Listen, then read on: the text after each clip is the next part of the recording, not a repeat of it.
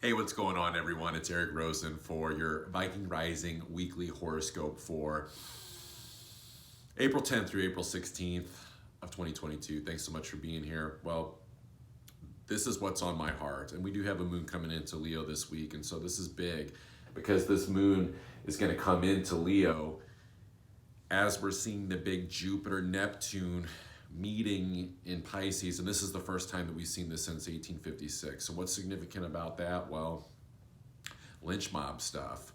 This is where we started to see that we were actually really believing Jupiter, the belief, Neptune, believing in the fear and the religious persecution, that somehow there is a such thing as witches that are bad, and that there's a certain sect of people that follow the indoctrinated beliefs of whatever religion is rolled out through this country and through this state.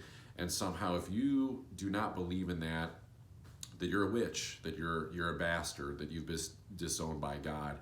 And so they started basically, the Salem witch trials during this time. And this is where we can start to feel excommunicated. This is where we can start to feel that we're separate from people, and even like solo and alone, and not even really connected fully sometimes to our own tribe, and that we're trying to understand the wavelengths there, because we're all subconsciously right now, as we're building up to this on April 12th, of this purging of feeling excommunicated, of feeling purposeless as well, that somehow, like, as things are falling apart, that we don't know where we're going, we don't know how to connect, we're feeling excommunicated, even if we're in a community, even if we're around family, even if people are present in the room. So it's almost like we're simultaneously starting to wake up to the fact that this is a big purging, this is a big wake up for the collective, once again, to see where we've been sleeping in our matrix pods. And even though we're next to each other sleeping in those pods, we're not connected, we're stuck in this machine-like world. And so this is, with this moon coming into Leo, this is about realizing that the excommunication was total bullshit all along, and this Jupiter Neptune is showing us where it's always been a simulation, it's always been a matrix, and there is no such thing as good and evil. There is no such thing as war between good and evil, right and wrong, two opposing sides. It's simply the polarity of the dichotomy of what exists on Earth. Sun, moon, light, dark, all these different things. And so it's a realization that even when within ourselves, of even when we feel wounded, when we're trying to show up and we're trying to find this identity of like, who am I? Who is the real me beyond my conditioning, beyond, being stuck in any societal paradigms and paradoxes, because there's a lot of them. And trying to heal and be that person has been difficult. And so a lot of it is just continuing to show up as you are, no matter what, and receiving the feedback, and receiving, going like, okay, like, that's where it feels deformed, that's where I'm still stuck in my ego, that's where I'm still worried about rejection, subconsciously worried about excommunication. This is where we can start to realize within ourselves that we sometimes, with this Pisces energy, want to hide, that it's more comfortable just to hide from people, to not run the experiment with Saturn and Aquarius, that it'll keep us safer, rather than going through these late stages of the zodiac, which is Saturn and Aquarius and Neptune, Jupiter and Pisces, and crossing the rising, which is going into Aries, where Chiron is at.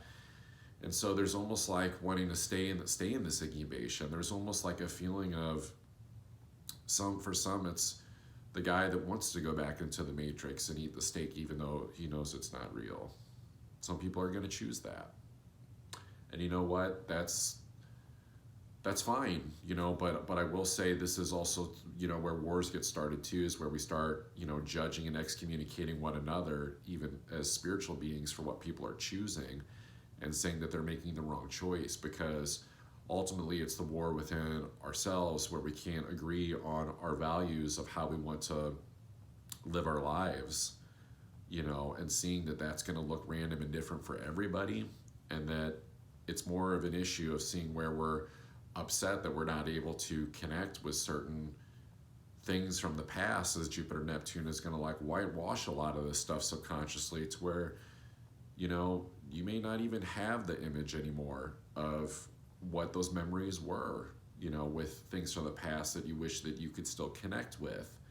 And that it's more being upset of this part of ourselves that feels like there's something missing in our worth and our value. But you know, and I said this last week too, this is more about seeing where your value has been there all along. All the resources, the sustainability of like how you can create, it's been there for you all along. It's only been the illusion here lately of where it feels like we're not fulfilled, where it feels like we're empty. And so psychologically, we're, you know, almost sinking deeper down into these matrix like pods by looking at the lack of what's not there instead of like the abundance, which is ultimately, I think, the thing when you step outside this matrix concept of the abundance of the infinite possibilities that exist as a sovereign spiritual being of what you can do and create with your life, and to see that it is a simulation, that it is just a set of choices, and that it's not about right or wrong anymore. It's simply, you know, coalescing with fear and seeing that fear is a dance, that it is not, in fact, the war. And so I think at the end of the day, you know, this is what we can look at this week. I think I'm gonna leave it at this. I could probably find a million things to go on about, but you know, it kind of reminds me of the squirrel with the nut a little bit. And I think it was like Ice Age. I think it was Ice Age. Maybe it was Madagascar. It's one of those Disney or Pixar movies where, you know, the squirrel just wants to find his nut, basically. And that's kind of a little bit of like South Node Scorpio, North Node Taurus, is like knowing what you value, what's your nut, and like once you like get your nut, then like you're happy. But if you feel like you're, you know, disconnected from everybody, you know, disconnected from the abundance of the earth and the people, and Taurus, and the whole movie, you're just like chasing the nut and you're missing out on all the connection and the action. You know, honestly, I don't remember how those movies went, but let's say there was a point where somehow he got the nut and then he got to join with the people, or somehow the nut was seeing that, you know, was being with the people all along, and that he needed to stop chasing the nut and just be with the people to see that the nut was there.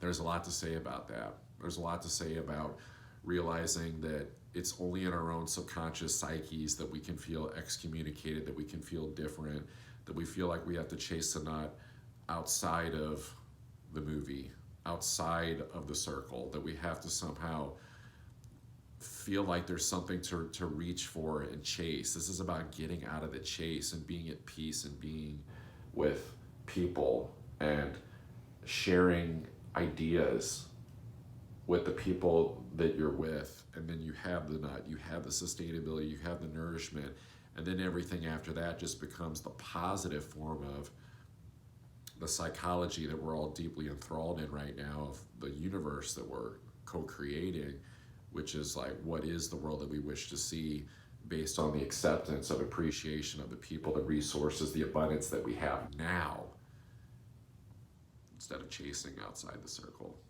and going for ghosts. I love you all. Take care.